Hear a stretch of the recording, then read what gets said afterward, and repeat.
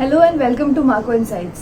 आई hope कि आप घर पे सेफ है और इस अनलॉक के वजह से आप बाहर कोई इम्पोर्टेंट काम की वजह से ही जा रहे हैं। जैसे कि आपने टॉपिक से ऑलरेडी देखा रहेगा कि हम बात करने वाले हैं एड्यूटेक सेक्टर के बारे में and how it is going to change the entire education process. So let's get into the video. इस कोरोना महामारी की वजह से पूरी दुनिया के 107 कंट्रीज के 860 मिलियन स्टूडेंट्स का एजुकेशन बंद हो चुका है, जिसका ये मतलब है कि एड्यूटेक सेक्टर वो एक इंटरेस्टिंग सेक्टर बन चुका है for all the investors.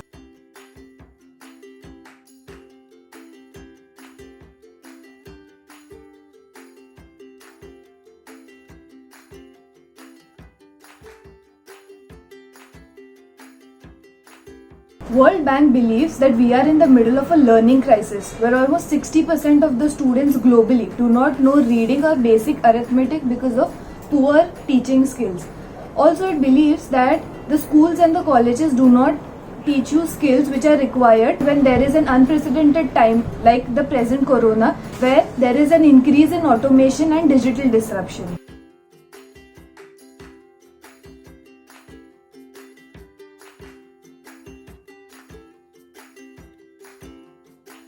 UNESCO मानता है कि 10% ऑफ ग्लोबल एजुकेशन का जो खर्चा होता है it is lost due to poor education quality. Also UNESCO says that if you invest more in a quality education of your country then your GDP per capita will increase by 23% over 40 years। Due to the nation wide lockdown in India में edtech startups बहुत ज्यादा famous होने start हो चुके हैं। 2014 से लेकर 2019 तक 4,450 एडटेक स्टार्टअप्स इंडिया में थे, जिसमें से 25% ऑफ देम वर क्लोज्ड।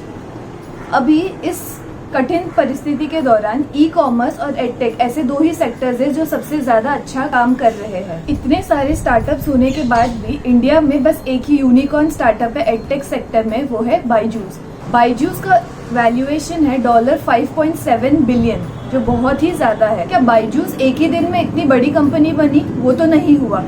2011 से लेकर 2015 तक इन्होंने बहुत ही ट्रायल एंड एरर किया और 2015 में इनका एक ऐप लॉन्च हुआ। एजुकेशन एक्सपर्ट्स के मुताबिक जो नए स्टार्टअप्स इस एडटेक में आने की कोशिश कर रहे हैं उनको थोड़ा डिफिकल्ट जाएगा। ये इस वजह से है क्योंकि इंटरपर्सनल स्किल्स आपको कोई एक ऑनलाइन प्लेटफॉर्म के वजह से नहीं मिल पाती है।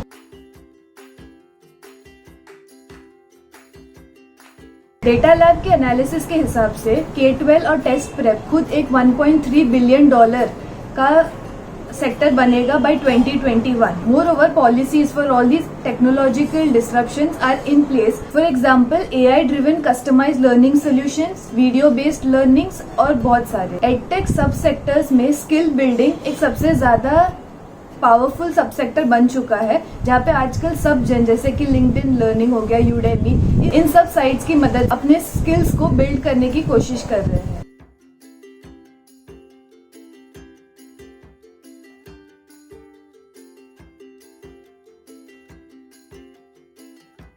इंडिया में tech companies are betting very high on this sector which is almost 100 billion opportunity for them.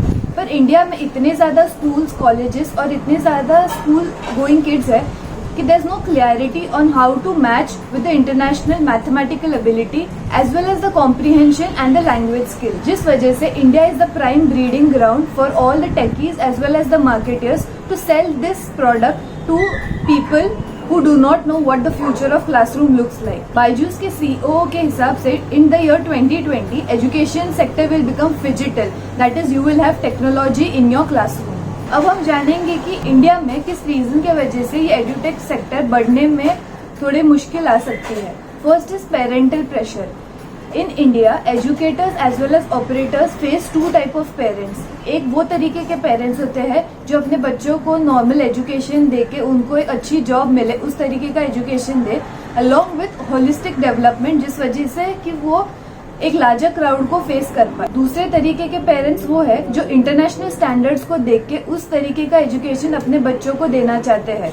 Problem is parents themselves are uncertain about what sort of skills their kids will require 10 to 15 years from now. Next challenge जिसके बारे में हम बात करने वाले हैं वो है कवरेज ऑफ एड्यूटेक सेक्टर. इंडिया में 1.5 मिलियन स्कूल्स है और जब आप एड्यूटेक सेक्टर की बात करते हो तब you are just scratching the surface of it, because in the tier 4 and the 5 cities or in the semi-urban areas, those schools are not even blessed with good infrastructure. तो जहाँ पे बिल्डिंग ही ठीक नहीं है वहाँ पे आप एड्यूटेक जैसी चीज अगर लाओगे तो वो एक काफी चैलेंजिंग सिचुएशन होगा.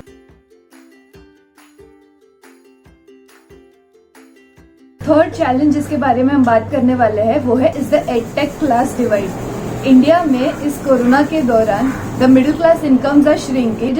It is very difficult to find a good quality of job. Hence, what parents are doing is they are investing more into the quality education of their children so that they jump into the higher rung of social class. Also, we know that education is such a thing which moves from one generation to the another.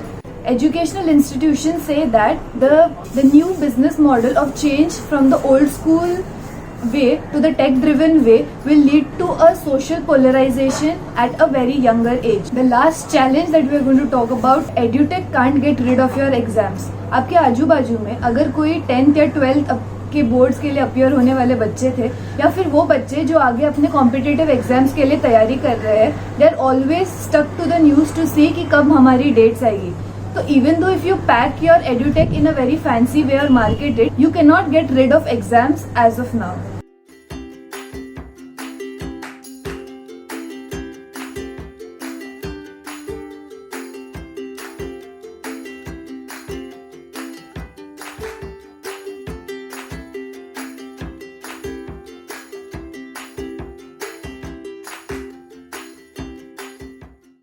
I hope this video was useful for you.